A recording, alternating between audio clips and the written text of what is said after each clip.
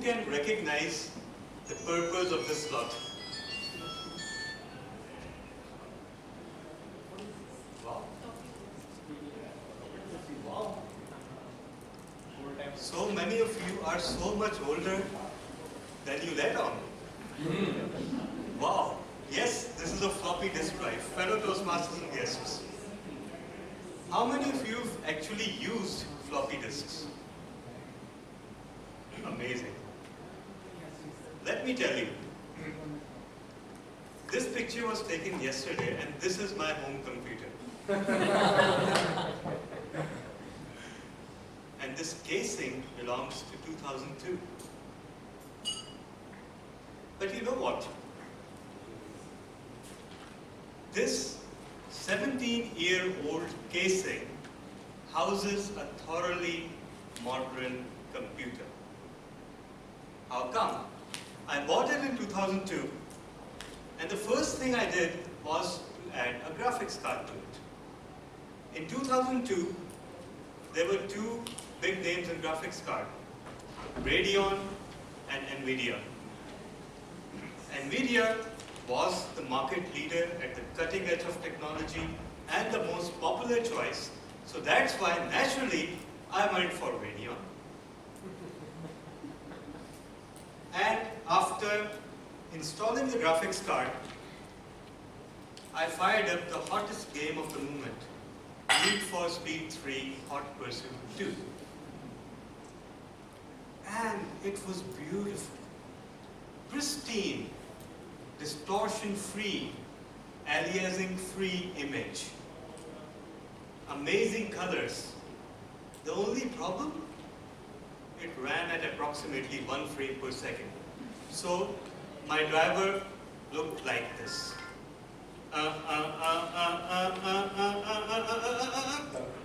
And then the whole thing crashed.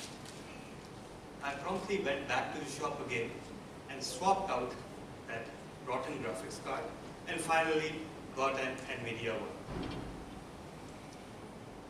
And then that cycle began. Upgrade the components, install new games and software, and 6 months later, everything got too rich for the current setup, so the upgrade again. These are the graphics card that I've used in those 17 years. I started with that Radeon piece, and then after that, I've been permanently on NVIDIA, GeForce 4, 6600, 8800 GT, 275, 560, and currently 570, and for a wonder, and I've just realized this, I haven't upgraded my graphics card for the last 8 years. What's going on? Is something wrong with me? Actually, the CPUs have gotten better at handling games and stuff, and thankfully, the rate of advancement of technology has also slowed down a bit. People have gravitated towards mobile phones and game consoles, and graphics cards these days are not really being used for games anyway. People are using them to mine cryptocurrencies. But nevertheless, over the course of 17 years, my CPU remained the same externally, but everything about it changed internally. Graphics card, processors that went from Core 2 Duo to Core i3 to various iterations of Core i5. And with it, every time the motherboard changed, the RAM changed, the hard disk changed, and every few months, the power supply went kaput because of intermittent power outages, so that had to be switched. I bet most of you don't even know that what a power supply is. Welcome to the world of desktop computers. But thankfully, my power supply is still functioning well for the past few years, fingers crossed. This is how it looks. The external body is the same. The CPU is now a Core i5 6th generation from Intel Core 2 Duo. RAM is now 32 GB instead of 256 MB. GPU memory is 4 GB versus 64 megabytes. Hard disk is 6 terabytes in total now versus 8 gigabytes in 2002. My power supply is 450 watts now versus 50 watts in 2002. My operating system is Windows 10 licensed versus a pirated Windows XP in 2002. Favorite games? Unfortunately, not a lot had changed here. Sports, shooters, racing, and strategy. Favorite program these days is Adobe Lightroom, whereas it used to be 3D Studio Max back then. The monitor is now a 27-inch 4K LED versus 21-inch CRT. Remember CRT monitors? Those were deeper than they were bigger, nevertheless. But in a way, this tower casing is like all of us. How come? We humans shed our cells all the time. The dust you see is comprised of as much humans as sand, as rotten leaves, as any other thing. And this process is constant. We completely recycle ourselves every 7 years, and yet external body remains the same. And that's exactly how my desktop progressed over the years. There was also another change. Windows XP, Windows Vista, even Windows 8 used to all the time. But then Windows 7 came, and then Windows 10, and suddenly they became quite stable. For the past several years, my PC has crashed only for one thing, and that was when one of the RAM cards malfunctioned. That's it, no other reason. So the blue screen of death came, and I knew that the RAM needed to be replaced. But also, in my early years, I did everything to make my PC run well. I tweaked the settings, I went into BIOS and overclocked the CPU, I even overclocked the GPU. I tried to overclock the RAM because a RAM also has a CPU and RAM. A GPU also has a CPU and RAM. Everything has a CPU and RAM these days. I went into Windows registry and tweaked a whole lot of settings all the time. Till the time came when I stopped doing it. I actually started using the PC. And that's when I realized you can either tweak or tinker with your devices all the time, or you can use them. If you use them properly, only then you will know what are the strengths and limitations of those devices. And you can't form that opinion from the internet by crawling through forums or by asking friends, because everyone's experience is completely different. Take phones, for example. This was my first ever phone, Samsung N500. It was equipped with cutting-edge features. A blue screen, for some reason it was considered cutting-edge back then. And you won't believe it. Trust me when I say, it had a working LED.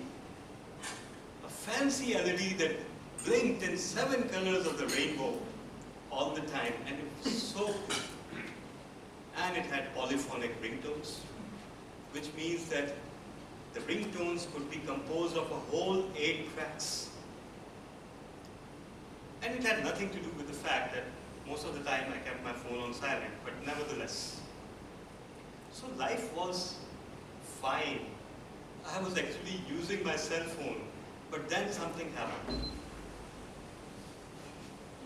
These are the cell phones that I have used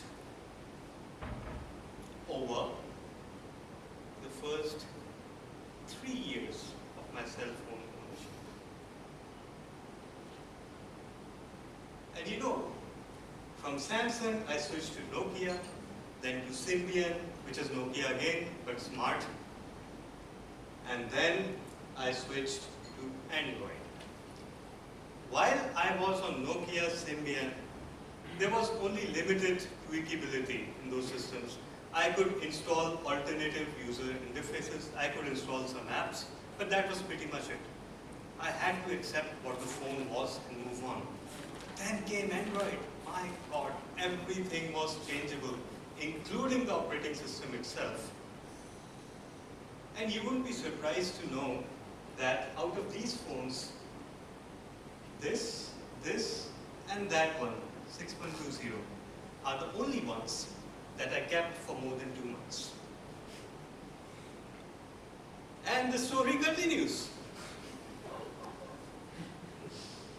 From HTC to Samsung, back to HTC, then to Sony, and then to HTC, then to LG, and then Samsung again, and finally HTC. But that's by no means final. It goes on. HTC, LG, Motorola, and then back to HTC. You see a recurrent theme here.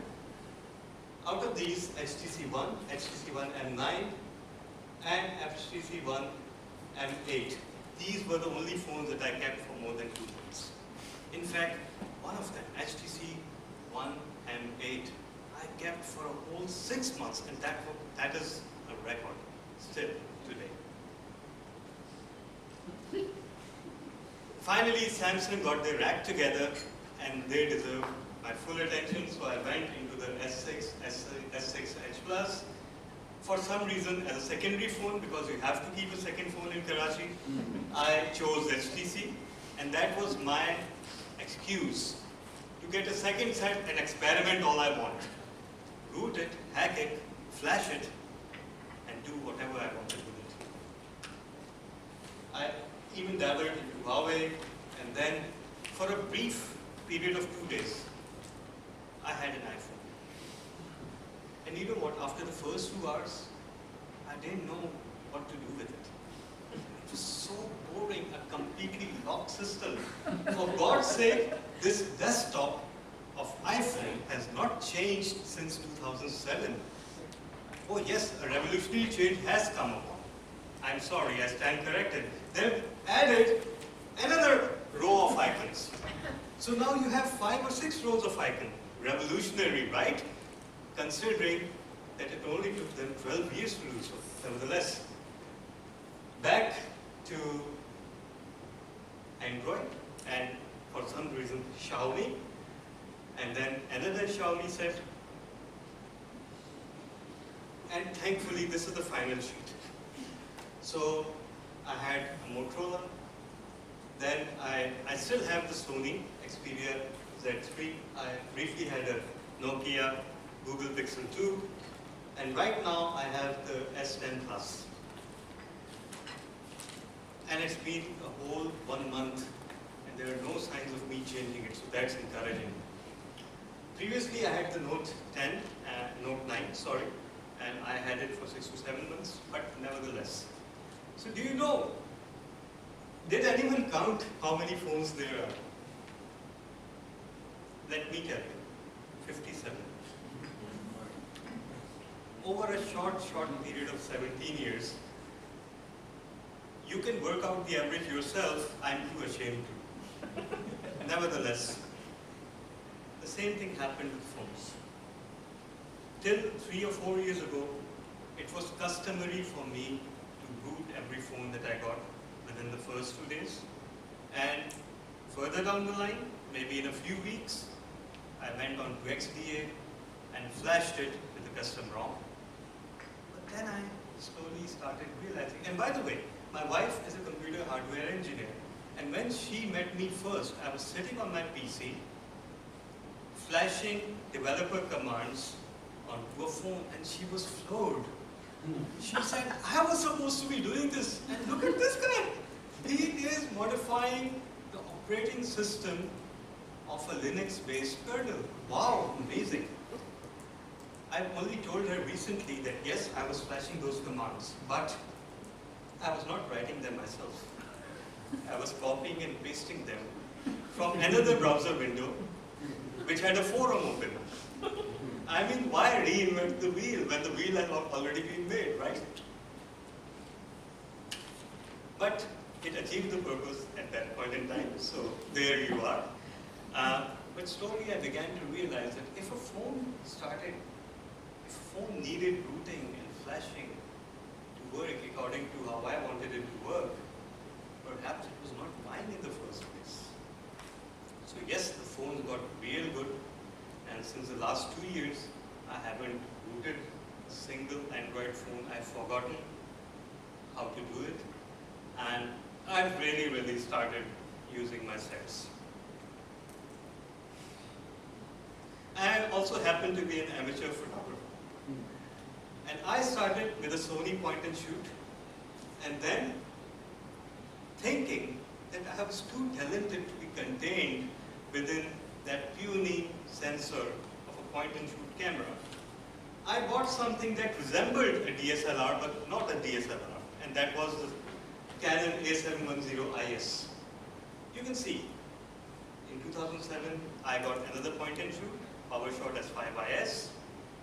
Then in 2008, I finally graduated, so to speak, to a DSLR, Nikon D60. And within the same year, I swapped it for a Canon DSLR because at that point in time, Canon offered a better feature set. Another Canon in 2010, then in 2014 back to Nikon. Why? Because Nikon to this day gives that very useful red laser focus light to enable focus in subjects, which Canon to this day insists on not giving. So that was a single reason I switched to Nikon. I didn't look back. 2014, yeah, that's 3 cameras in 1 year, because I felt stifled creatively. Finally switched to a full frame in 2014. And then again Canon Nikon D750 in 2014. But then something strange happened. Nikon D750 is one of the best cameras in the world still. And it and the lens together cost more than 250,000 rupees back at that point in time. So while my aspiration was that I would be roaming around in streets of Karachi, capturing stunning sunsets and going to the beach and capturing amazing vistas and traveling to northern areas and catch the light glinting off the snow from Nanga Parbat. What was the reality? The camera was too heavy to take anywhere. And in Karachi, I felt reluctant to take it even out because of the risk of mugging. And you know, even if I had taken it out and hoisted it around my neck and started taking pictures in southern area or whatever area, what would have people thought? He's a tourist. A tourist who came to Karachi. Can you imagine? So I couldn't take that risk. The camera lay idle. I won no prizes. And it only saw the light of the day during Eid and family gatherings, taking boring portraits. And let you in on a secret. And this comes from years of experience as a photographer. Your average looking family members will look the same, whether they are photographed with a DSLR or a point and shoot or a cell phone camera. And then I realized something. It was no use. I wasn't using the camera at all. And I wanted to use the camera for once. So I sold the D750 and I went back to a very basic DSLR, Nikon D3300, with a very nice wide-angle lens. So I use it far more often. It's very light. It doesn't look touristy at all. So there you have it. The cameras change, but the idiot who use them remain the same. And photographers have a saying. It is not the camera, it is the person behind the camera. So as long as I had delusions of grandeur about myself without bothering to actually study photography, even on the internet, I wouldn't have gone anywhere, no matter which equipment I had. So thankfully, it took me around only 10 years to realize it, but better late than never, right? And then something happened. How many of you recognize this photo?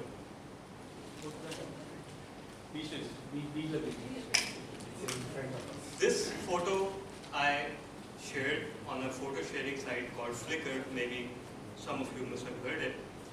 And it won an award in the form of, they put it up on their select forum and they name it as Explored Photos. So if you click Explore on Flickr, you get a set of photos which Flickr thinks is the best photos of that particular day. So this photo got explored and it received more than 4,000 views, hundreds of comments and everything, the works. So getting explored on Flickr, believe me, it's a big thing for photographers. But you know, what did I use to take this photo? The same Galaxy S8 that I kept for 6 months. So, these two adages. One, it is not the camera, it is the man behind the camera, or woman, I'm sorry. And the best camera is the one you have with you. I mean, you can have the fanciest camera in the world. If you don't have it at the right moment, and in a DSLR, those who have used the DSLR know that it takes minutes to set up a shot.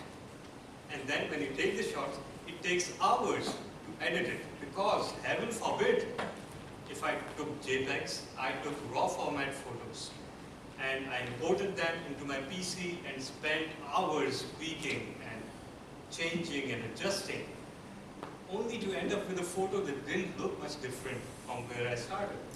Because as I said, it is not the camera, it is the man behind the camera. No matter how much you process a photo, it cannot correct your framing, it cannot correct your exposure, it cannot correct what you choose to focus on. That's all right here. Nevertheless, these are the game consoles that I've cycled through. But that's another speech, another story. My point is that, and these are the jobs that I've switched. There are users and there are tweakers. My problem was that whenever I acquired something, all my energies went towards tweaking them, or rooting them, or hacking them. But nevertheless, that's true for human beings too. When you get married, isn't the focus of the two spouses to change the other one? Because we are never satisfied with what we get. And only after a few years do we realize that it's futile. It's not possible at all for a person to change substantially, and it will only come with time. So nevertheless, then you become a user or an enjoyer rather than a tweaker. And that's true for human beings as well. So whether it's a spouse or a friend or a sibling that you want desperately to change, please spend some time with them first. Try to understand them. Try to understand their strengths and limitations. Maybe, just maybe, you start